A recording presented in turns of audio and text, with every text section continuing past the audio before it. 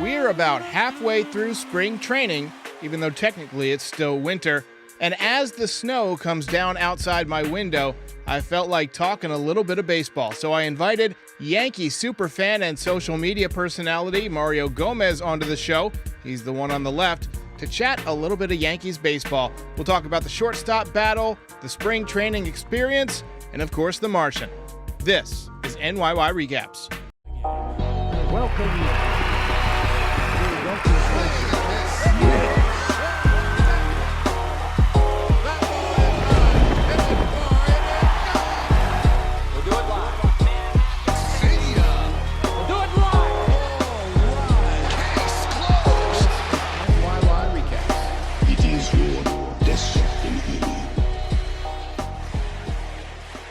Just when they thought I was out, they pull me back in. Welcome back, everybody! So happy you can join me this evening to talk a little bit of mid-spring Yankees baseball. We are now less than 3 weeks away from opening day. If you're on social media and you follow all the Yankees accounts, there's a good chance that you follow this guy, Mario Gomez, superfan, and one of the only people that the Yankees respond to directly. How's it going, Mario? Oh, man, thank you for having me on. Love the intro, love everything. It was a slow day for the Yanks. They weren't televised. Lost 1-0. Volpe got a double. So I'm going to count that as a win. And, I'm excited to talk some Yanks with you. Hey, man, I do the recaps around these parts. Come on now, come on. Hey, so look, you just got back from spring training. I went myself back in 2019, and I recommend it to everybody because you can get a lot closer to the players. It's just a lot more like calm atmosphere. It's just like a great place to vibe out and watch the game and have some fun. Tell me about your spring training experience. Who'd you get to meet? Who did you get autographs from? And what was that like? What were the sights and sounds? Well, something that they do at Yankee Stadium, they open the gates an hour and 30 minutes before. It's the same thing at spring training. But obviously there's, I guess, like a calmer kind of feel to the fans. There's not like, obviously there's some fans that care about winning the game. Like, I don't know if you remember when Danish was pitching against the Red Sox. He was getting lit up. Somebody behind me was like, hey, Booney, I don't care if it's your birthday. You take him out, which is pretty funny to me. I'm like, it's just spring training. These guys are just, getting their at-bats here and there, just getting their work in. Well, I got there on Tuesday, left on Saturday night. Saw, I think, 3 games I saw there, which was pretty cool at Steinbrenner Field. So I guess for the fans that want to go to spring training, there's practice fields like right next to George M. Steinbrenner Field. So I went there every day. Every day that I was there, I went there. Peraza was getting work in with Volpe. It's great because you hear the stories, these guys showing up early for workouts, because they're both essentially fighting for the same position right now. And they show up together, they're getting their work in. And then Defoe, even though Wilmer Defoe, he's not an all-star player, the Yankees picked him up. I think he's just a spring training invitee, but he's there. And they're just getting work in, talking baseball, having a good time. And it's cool being so close to those guys because you never really get that in the Bronx. You never see the guys hitting before the game because they open up the gates. That's usually like whatever team, the Yankees are going up against, they're there and they're getting, their swings in. So you never really see the guys before the game. But 3 hours before the game, I get there 3 hours before and they're on the practice field. They're walking in and you see guys like doing sprints and stuff like that, which is That's pretty cool. And then the Martian was actually in center field. He was getting some work in. So I enjoyed that a lot because, everybody's like, oh, he's only going to be a left fielder. But seeing him, I think it was the day after they announced Bader, it was, exciting because people were like, oh, my God, is the Martian actually going to get reps in the big leagues at center field? So I'm excited. And I also met Rodon, got a signed ball from him. He was a super nice guy. He signed for a little girl, too. There was, a little girl in the back. And mind you, these people, there's some people that don't really like, the Yankees, but they go there because they want signed baseballs. That's how they make their money. But there was a little girl in the back, Carlos. So a couple, me and a couple of the fans brought her to, the front of the line. He's like, oh, don't be scared or whatever. Where do you want me to sign? And then he got a baseball, signed 2 baseballs for her, and That's he cool. gave him back. So, yeah, super nice guy. And, yeah, man. I So saw it was you a met great trip. Cashman. What was Cashman like? Cashman. Oh my God. So I saw Cashman. I was actually about to leave because I was trying to catch a flight. It was my last day there, and obviously, a lot of the fan base, 99% of Yankees Twitter does not like Brian Cashman, but seeing him there, obviously, like I was like, I have to get a picture with Cash. Even if people are not gonna like it, I'm like, I have to get a picture with him. He's the man. He makes all the trades for us, whether we like him or not. He's the one pushing the button at the end. So, a couple people went up to him. They were like, "Oh, can we get a picture?" And then I went up to him. I was like, "Hey, Cash, how you doing?" He was like, "Good, good." I was like, "Can I get a picture?" Oh, yeah, no problem. And then I was like, "Go Yanks." He was like, "Yeah, yeah." And obviously, like, he likes the Yankees, but he's not like passionate like some of us fans are. Like, he feels that 27. What has he made the playoffs? 27 out of the past 30 years. So I don't know. Some Yankee fans think that's like, well, most of us don't think that's good enough. Just making the playoffs, we won a World Series. So I told him go Yanks, and then he's like, yeah. And then I told him, I was like, how about that Dominguez kid? And he goes, yeah, he's good. Yeah, he is good. Just the Cashman answer I was expecting. I wasn't expecting him to tip his hat or tell me if he was gonna play or not. But I'm excited for the season. So yeah, I'm a big Dominguez guy. I talk about Dominguez all the time on the channel. I saw that he went deep at least at one or maybe two of the games that you were at. Two of the games. I was very excited about that. Yeah, how's he look in person? Listen, in person, he's always between him and Volpe. I'll say those are the two guys that are always there early on the fields. So Dominguez usually starts off. He's like jogging around the outfield. I don't really see Volpe or Peraza get ready on the practice fields. I guess they do like the stretching like in the stadium. But seeing Dominguez in person, I thought he was gonna be a little bit taller. But then when you see him like in the box, and I always tell people this, like when I go to games, obviously when Judge and Stan hit the baseball, they sound different. It just sounds different off their bat. When that kid's on the field, like when I see him, in that batter's box, and he's just launching, like sending balls into like, over the fence, hitting them out during BP, like first couple swings. It's awesome to see. Like I'm so excited for him. I know there's a hype around, the shortstops, Volpe and Peraza, but seeing Dominguez in person and then him also getting reps in center field, like the fact that we didn't trade him and he's still here after, the Reynolds stuff and everything. Obviously, all Yankee fans like, yo, go get Brian Reynolds. I want him now. But you see Dominguez in person and you'll think differently. I promise you. So I've been watching the Yankees for a long time, and I want to give you what would have been the nightmare scenario. Imagine that the Yankees had traded Dominguez to the Pirates thinking, oh, he's a couple of years away, and he was doing this for the Pirates right now. Oh my God. And even worse, what if Reynolds, was 1 for 10 or something in spring? That's what he's doing. Yeah, that's small what he's sample doing. size. He's like 1 for 15. Yeah. And so, fans would have been killing Cashman on that one. Yeah, oh but my I'm God, glad we hung on to the Martian. I'm one of those people who thinks that the Martian could play in the big leagues this year, because when you watch him, the skill set just kind of jumps off the page, right? I mean, he takes pitches that are close. He has really good at bats. He's faster than everybody. He's stronger than everybody. Yeah. He hits the ball a mile. He hits from both sides of the plate. Even the throw home that he made, I think you were there for it. He had to make a throw home and it hit the mound. I was kind of disappointed. Well, not like disappointed again. It's just spring training, but I see him in center field and I was like all excited because that morning I saw him taking reps in center field. I'm like, oh my God, is this kid like actually gonna, because the Bader news happened. I'm like, oh, is this kid gonna get reps in center field? And he gets the ball, and mind you, I'm behind home plate, so I can't really tell how far he is. And the ball hits the mound, and so people are like, but I was like, man, it was a strong throw. It just hit the mound, and I'm like, I'm still excited for this kid. So it was right on line. I think if it was just a couple inches higher, he would have hosed that guy at home, and the hype would have been even more. Like, this is the most crazed hyped I've been for a prospect in forever. Maybe since Phil Hughes back in 2007. Now, Phil Hughes didn't necessarily work out. He was okay, but pitchers are kind of, and this is a bad pun, but hit or miss because, the arm can go, or, just one of your pitches isn't as effective against major league hitters as it was against minor leaguers. His curveball essentially was that pitch.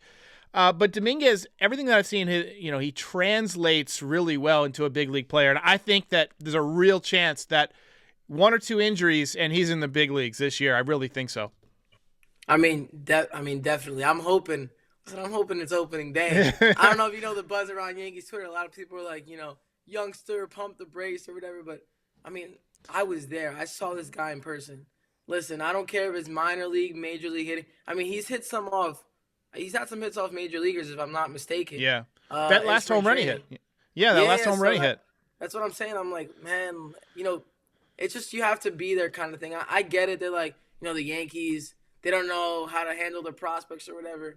It's just something. I know I sound like a broken record. You just have to be there to see the kid, how much work he puts in. I know all the guys are, but just seeing him in person hit not one but two, I'm excited. I'm excited jealous. to watch him. Yeah. So you talked a lot about Volpe and Peraza. Is there somebody that you're rooting for? Because I feel like every day I go back and forth. I love what Peraza gives us on defense. I think he looks slick out there.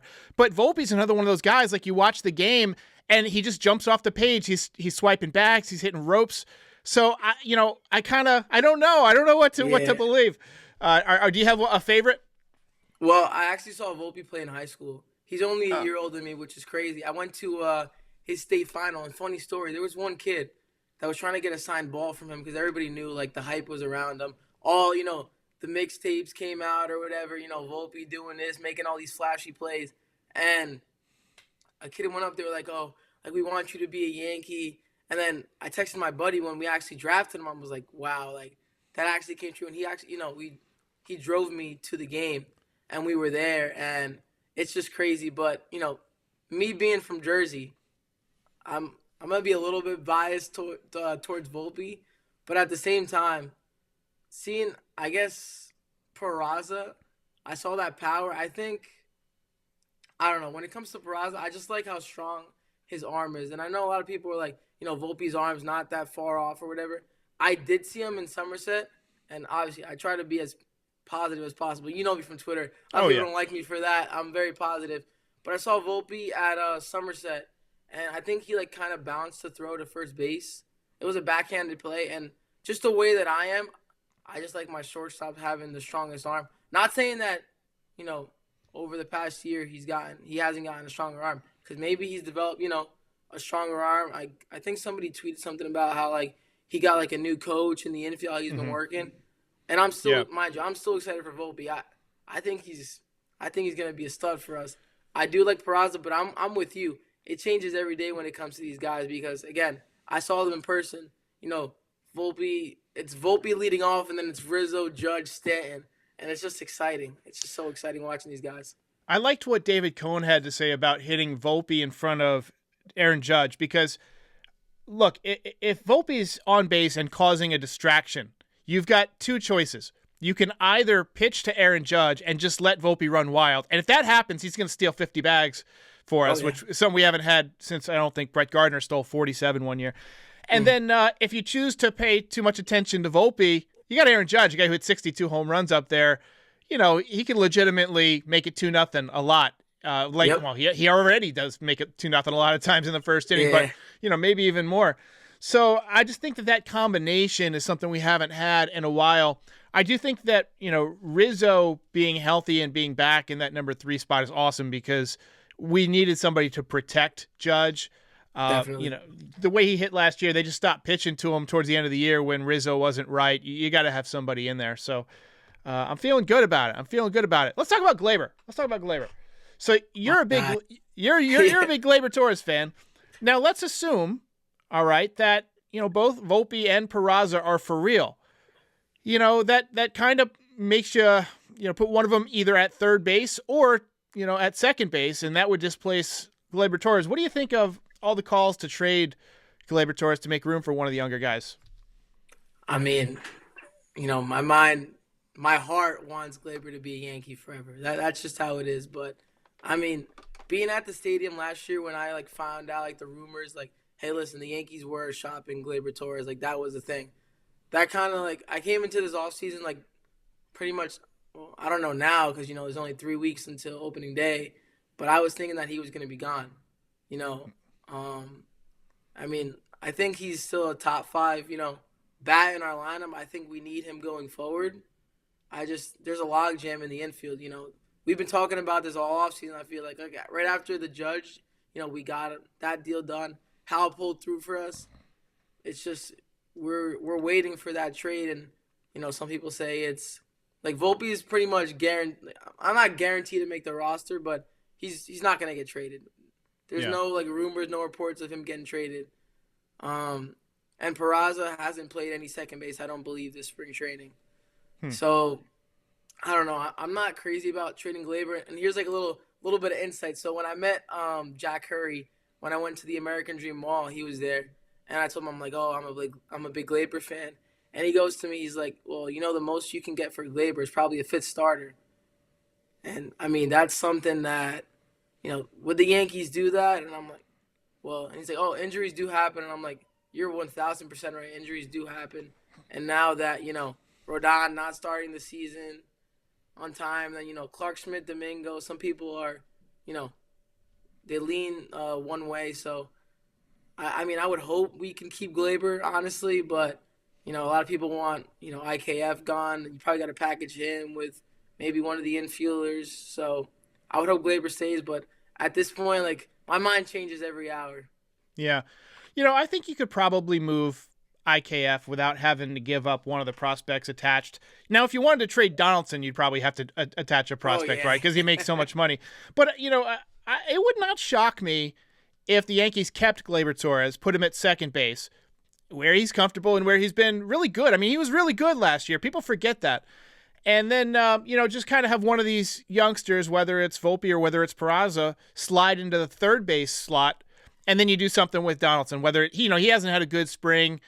He's talked a little bit about how he would retire if he thought he had nothing left. Maybe they send Volpe down to AAA or Peraza down to AAA for a couple of weeks, and then Donaldson gets off to a bad start, and then it's like Jay Bruce. He's just kind of out. They give him a gold watch, and it's have a nice life, see you at Old Timers Day in 2030. Third base, I think, could be a spot. I mean, I could see it, but Volpe right now, he's like, everybody knows about him. Even like if you casually watch the Yankees, if you like another team, Volpe, like, he's knocking on that door. Oh, yeah. And listen, this is why I was like kind of like, why would the Yankees send Glaber to WBC?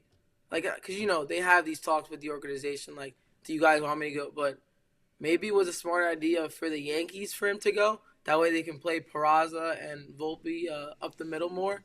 But at the same time, like, again, I'm the biggest Gleyber Torres fan there is. But I would be just a little worried if I were him. Because, Volpe's, like we said, he's the guy that's promised. Everybody knows he's on his way. Oh, I'm sure he sees the highlights. I'm sure he knows what's going on. Yep. I know for a fact that these guys are all pulling for each other, rooting for each other. But the fact is, it's a numbers games, and there's only so many spots, so many at bats. So somebody's going to be off the roster. My guess is IKF not going to make it. Would not shock me if they traded Glaber, but I think they'll hold on to him for at least this season. I don't see Donaldson making it through the year. But we'll see. While I got you, you go to a lot of games. I wanted to hit you up for best game that you've ever been to, that you can off the top of your head. Best game, no doubt about it. 2017 wild card game, no doubt about it, against the Twins. I'll be honest with you. So because A-Rod retired the year before, and I was kind of like in limbo. Like I would go to like 3 or 4 games. I wasn't watching the Yankees religiously like I do. And I went to that game, and my dad, as my birthday present, my dad got me those tickets. And that's why I'm kind of so positive that the way that I am, because I went to the game, and the Yankees were down 3-0 off the bat. I remember people booing Severino, and then my dad was like, no, don't boo him or whatever. Like, he's the reason why we're here. I was like, Dad, sit down or whatever. Like, you don't know what you're talking about. Like, I was even angry. And when the Yankees came back, from that moment on, like, I don't think we're out of any game. That's just how my mindset is. I was there. I was at that game, and that run was so magical. So that's why that game is my favorite game ever. I remember I was working at a trade show in California. I was in San Francisco, and the trade show ended, and I had just enough time to get back to the hotel to buy an overpriced, pre-cooked Pizza Hut pizza from the downstairs lobby. I think I paid maybe $25 for a pizza that was, it was small. It was like maybe 3 or 4 slices, and I got a Dr. Pepper, and I went upstairs, and I watched the first inning, and I'm eating my pizza, and I drink some of my Dr. Pepper. And then Didi hits the 3-run home run, and like a little kid, I'm 37 at this point. I'm jumping up and down on the bed, going crazy. And my Dr. Pepper starts spilling and spraying everywhere, and I had to sleep in a puddle of Dr. Pepper that night. So, that's just how it goes sometimes. But the Yankees won, so it was worth it. That's all that matters. I also got Didi's jersey before the game. And so I'm Dominican, and my dad was like, oh, you don't want Gary? Mind you, I was a big Gary supporter. Obviously, he's gone now. A lot of fans don't like him, but I got the jersey before the game, and he was like, I thought Jeter was your guy. And I'm like, but Didi's going to be like, I'm not saying the next Jeter, but I really like Didi the way like he plays and all that. And then he hit the homer, and just from that moment on, he was my guy. So, man, that's great memories. Great memories. I want to thank you so much for coming on, Mario. This was a ton of fun. I wanted, the people who are familiar with you on Twitter and Instagram to have a chance to put a voice with the face. So thank you so much for coming on. And everybody tune back in. We're going to have some post games coming up. We got a season preview coming up. And thank you so much, Mario Gomez. Thank you. Appreciate it. Hey, everybody. If you've made it this far, we thank you. If you'd like to support NYY Recaps, please like and subscribe or pay a visit to our Shopify store for some great Yankees merch. Yes. If you're watching on YouTube, the link is in the description. But if you're listening to the audio version of this podcast, just visit NYYRecaps.shop. If you really want to support NYY Recaps and help keep the show going year after year, join up as a member. It's $5, and members get their names up in lights during each post-game show. We're also on all podcast platforms, Instagram, and Twitch this year. So give us a follow if you use any of those platforms. We're expanding, and we have you to thank for making this such a great community. We'll see you next time. It is your destiny. Case closed. Ball game over.